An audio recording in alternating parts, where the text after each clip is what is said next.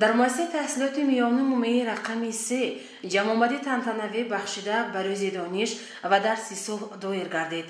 نماینده مقامات اجرایی محلی حکومت دولتی شهر پنجکند لقمان قربان، نماینده شعبه معارف برنا اشور و اشتراک نموده پیام شادباشی را قرائت نمودند. سروری دبستان لاله بابویeva از دستاوردهای آموزگاران خوانندگان یادآور شده از جمله قید نمود که استادان و آموزگاران را ضرور است که در درس‌ها به خوانندگان پیرامون اهمیت آموزش طایله و رسیدن به قدر صلح و وحدت را منتظم تلقین نموده در راهی بلند افتخار ملی و خودشناسی و خودآگاهی وطنداری به کمال رسانیدن آنها سهم شایسته گذارند.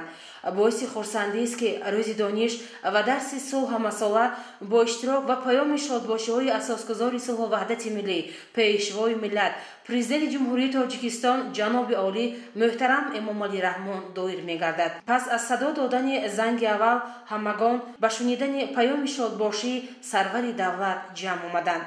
در صنف‌های یکم این دبستان 70 نفر کودکان نخست قدم‌های خود را گذاشتند. آموزگاران زینه اول پیلوت و ملکه و اکرام و زرنگار اهمیت صلح و آرامی را به آنها فهمانیدند.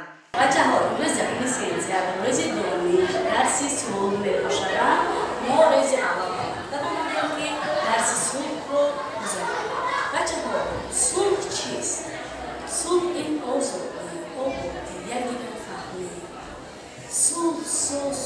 صلح ایجاد آسمان صاف بحری کودکان گلکان باغی دانش شادانه ترانه ها مبارک باز آمده از فصل خوانش تحصیل نوی شما